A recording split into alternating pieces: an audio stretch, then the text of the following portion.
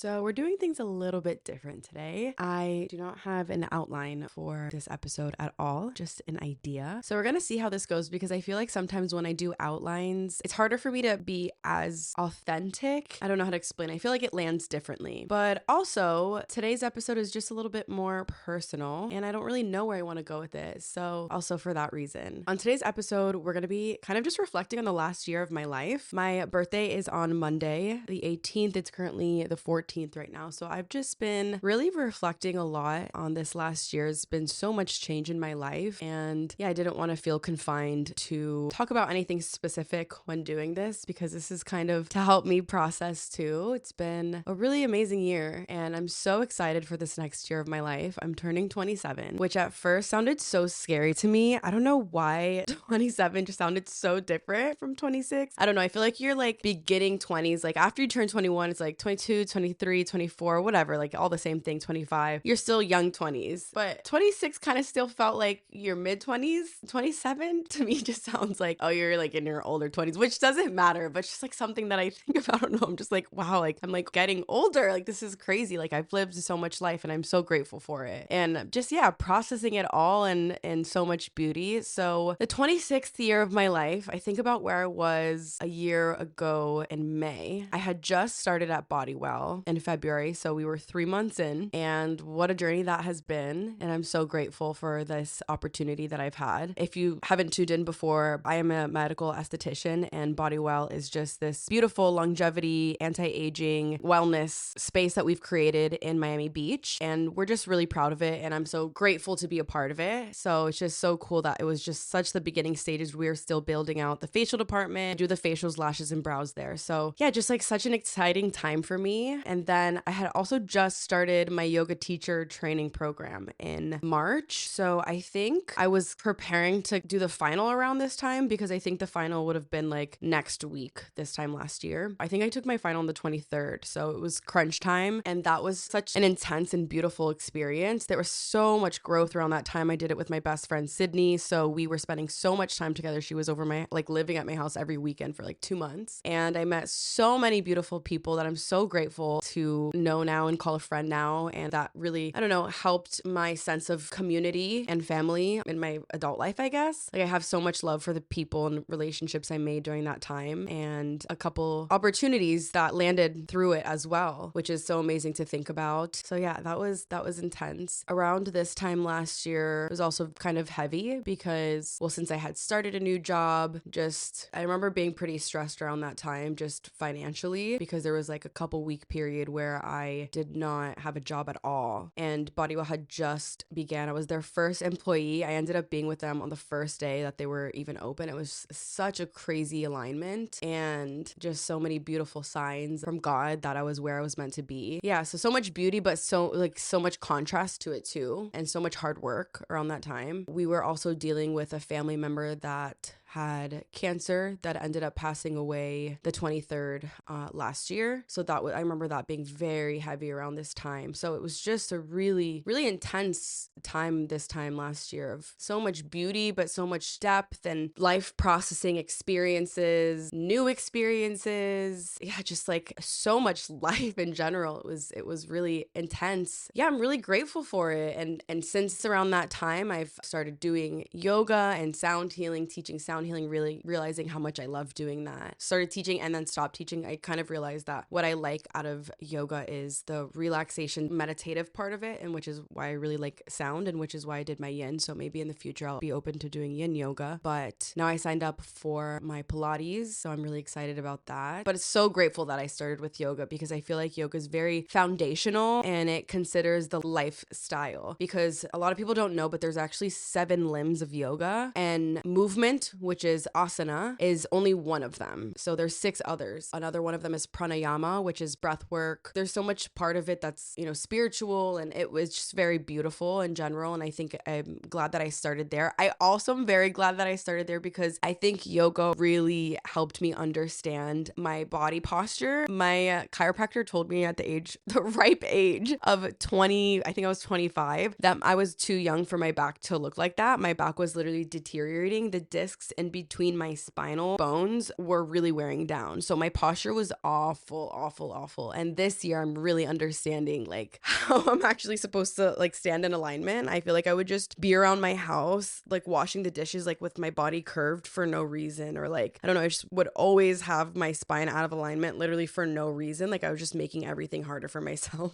I don't know where I got that from, but I'm really working on that this year. So very grateful that I started with yoga also for that, because I don't know, I feel like, I don't know, because I haven't done the Pilates teacher training program, but I feel like yoga really, actually no, I do feel like Pilates is really concentrated on alignment too, but I don't know, just like being able to sit in alignment and like stay in one place in alignment, like just so much. I feel like yoga was really good for me in that way too. So that now when I do Pilates, I already understand what it looks like and feels like in my body. My spine was just really bad. It was much harder for me. So I feel like it's better for just my body in general not to deteriorate. Oh my God, it sounds so bad. But yeah, very grateful that I learned that from yoga too. And then what else? Oh, my boyfriend moved in with me again, which is crazy. And yeah, so amazing. I was living with a roommate for like 2 years. And yeah, I'm just really happy to be living together again. We lived together for a while actually, but we broke up for like a year. And yeah, we just started dating again in our adult life, and just so many beautiful things there. And our apartment now, we also have our own rooms, which is so nice, which I highly recommend. I don't know, I feel like it's so much better because we both can be like messy in our own ways in our own space. Like if you can do that, I really think it's nice. But like, I don't know, I've really liked that because before we were always in the same room. And yeah, I think this is really nice. And you know, I have office space so I can work from here. So just I've fell in love with my home, and just yeah, my relationship has been better than ever. So like that's such an interesting topic too that I would love to get into, because dating someone from teenage is just so interesting, and growing together and evolving together and figuring out what we want from life, and are we in the same life stages, and yeah, all of that's so beautiful. So yeah, what else? I'm trying to think. There's just so much. And I feel like lately I've also just been seeing so many angel numbers. Like it's actually insane. And oh, I was gonna say, so going back to the 27, at first I was like, that sounded so scary, but then I realized one of my angel numbers is also 227. 227 was the address of the house I grew up in from like when I was 1 to like I was 18. And I didn't really have an attachment to the number until like 5 years after we moved out of it. We no longer have that house, and the number started popping up more and more. And I remember also my email when I was little was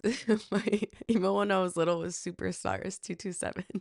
So I like always had that, whatever. Yeah. And it just started popping up in like times and like license plates and things. And I'm like, so interesting. And then when I looked at the meaning, it was so beautiful and resonated so much with me that it's kind of stuck with me. And lately I've been seeing that like crazy. I've been seeing a lot of like 1111. I looked at my Aura score this morning and it said I fell asleep at 1212. Like, I'm like, this is like actually crazy. So yeah, I've just been seeing so many angel numbers and just reflecting a lot. And yeah, it just feels like a new chapter of my life. And I'm really excited for it. Trying to think what has been the biggest lesson that I've learned this past year. I'm gonna reflect on that. I think the biggest lesson that I've learned in this last year is to practice presence. I feel like that has stuck out for me more and more. And oh, also, I didn't mention either, if you've listened to my last couple episodes, I did an episode talking about the Bible and how I've started reading that. So that's also been a huge part of this past year for me too. It was a really divine experience. I'll share like a quick snippet of my testimony for that as well. It is in that episode as well. So if you want a longer version, you can listen to that episode. But on the day that my cousin had passed away, which was the 23rd, I think, no, it was the 24th. So he passed away on the 24th last year, 2025. So on the day that he passed, my dad had gone to the bookstore and picked up some new books, and we got to sitting down because I love stationery. My dad is very religious. So he had gotten things to help him with journaling after reading the Bible and things like that. So we got to talking about the Bible. I showed him my Bible, and there was a bookmark that I had in my Bible that someone had given to me that I had left in there for like a year. And it was my cousin that had passed away. It was his favorite scripture, which is Jeremiah 29:11. And my brother had just got it tattooed on his arm that day. So it was just really beautiful. And me and my dad just sat down with the Bible for a little bit, and he showed me how to read it and where he recommended that I start. So I started reading the Bible, and it took me a little bit to kind of get a hang of, because it's obviously a very complex book, and where to start getting the hang of what makes sense for me in terms of how I process it the best. I had to kind of experiment with it. So I'm still getting the hang of it, but I'm almost a year in now, and that's crazy to think about. So yeah, and that, now that I say it out loud, has probably what has shown me the most to just be present and appreciate life. Life has so many beautiful aspects, even in so many hard situations that are confusing. Everyone experiences the conflicting contrasts that life has to offer, and it really is so complex. But if you choose to see the beauty, there's so much deep beauty in all of it. And I think just the morals and values of the lessons from the Bible in general, of how to be a good person, to be kind, and to be slow to anger, and have appreciation for the simple things in life. And I don't know, it's just really taught me to slow down too. And that's such a beautiful part of what I'm trying to do. I feel like I'm, for the most part, a very fast paced, I don't know if I would say like, yeah, I would probably say fast paced person. And I don't know if intense is the right word, because I don't know why it has like, I have a negative connotation to that, but maybe I should reflect on that later. Yeah, I do feel like with people in my life, like just like in general, yeah, I do think that sometimes I can be an intense person, and like I'm just comfortable with the people in my life, and that's such a blessing in of itself. So sometimes they like experience that, but yeah, I don't know. Yeah, I just think that life can be really intense. So of course I'm very blessed, and I think it's good to take a moment for this too. I'm very blessed to be surrounded with really good people, and I never want to take that for granted. Yeah, I'm blessed with people around me that want the best for me, I can communicate with, and that we have mutual respect for each other. We can be vulnerable. And I do recognize too that I think a lot of that can come from me showing up like that too. I want to always be as authentic and, I don't know, just like a good friend. I really pride myself on being a good friend. So I think that that also attracts people that are like that too. And I'm very grateful for that, because I have so much love in my life, and I feel very, very blessed to say that. I think also lately I've been reflecting a lot on just putting more of myself out there in general. If you don't know, I've been creating content for a while. I feel like I've been dabbling with it. I've just never really been consistent. I feel like lately I've been more consistent. Obviously, more consistency means more sharing of my life. And that's been its own roller coaster in of itself too, because I mean, yeah, it's just a lot of invitation for more outside noise. And I think it's kind of complicated to find a happy medium in that. Yeah, I don't know. It's a very vulnerable thing and uncomfortable thing, finding a balance of what I do share, what I don't share. Like, this has probably been the most vulnerable episode I've done. So I really do hope it lands well. But yeah, I just wanted, especially like I said, I think just in the place in my life, and I always want to speak from a place in my life, but I just get scared that maybe something like this would be like boring for people too. Like, if, I don't know, like it's so personal, but I don't know. I crave this from other creators. So I thought, why not give it a shot? And yeah, just closing the last chapter of my life and wanting to step into this next chapter of my life. I think this is how I want to show up. And I'm sure that it's going to be trial and error of what I want to keep in. I don't even know what I'll keep in, if I'll keep in everything from this episode, but I want to explore the energy of doing it and just letting it flow. Because like I said, I mean, I think that outlines could be, now I'm talking about the podcast, but hey, you're here, so let's talk about it. I think the podcast, when it needs to be more educational, I think it's necessary for me to have an outline. But other than that, if I'm trying to reflect or be personal and, you know, coming from this space that I kind of set out for the intention for this podcast to be, I think it's good for me to just have an idea and kind of let it flow. The only difficult part about that is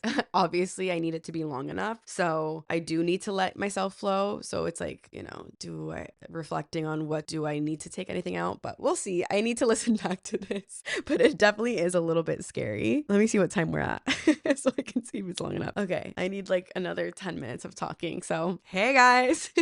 Okay. I'm trying to think of what else this last year has taught me. Okay. This last year has definitely taught me so much ambition in my career and what it takes to really follow my dreams. It can be so uncomfortable because I'm really just following my passions, and like, you know, obviously I have to think about finances too. So that plays a factor, finding the balance in that, but then also carving out the time when I can to pour into other things that, you know, aren't, let's say, as worth my time right now. Let's say, for example, the podcast, like I haven't made any money off the podcast, and it obviously is very time consuming. I have to talk for like 30 minutes, but then each episode to edit that probably is like, I don't know, maybe 5 hours to publish, like from beginning to end. So yeah, I need a lot of time for it, but I really do love it. And I think it is resonating well when I talk to people that have listened to it, they appreciate it. So it's something that I want to keep doing, because even if it's just helping one person or making one person feel less alone or whatnot, I want that. And I love just vulnerability and connection in general. Like, connection has been such a huge word in the past couple years of my life. Like, that is all I want out of life. Connection to myself, connection to God, connection to people, connection to nature. Yeah, so this is a beautiful way for me to connect to that in general. So I want to keep pouring into it. Yeah, if anyone's here, thank you for listening. I can't believe I started this podcast also in the last year. Did I even say that? Yeah, so I started this podcast, oh my God,